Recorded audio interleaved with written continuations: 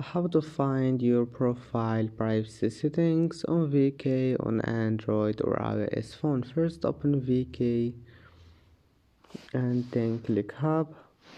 After that click these three lines here and then click settings, and that's it. Now go to privacy and then go to here is it. Here we'll find it, my profile, and here manage anything you want here, and then just go back. It will be saved, and I hope that can help you. And that's it for today's video. If you like this video, please don't forget to like and don't forget to subscribe, and thank you for watching this video until the end, and see you in the next video.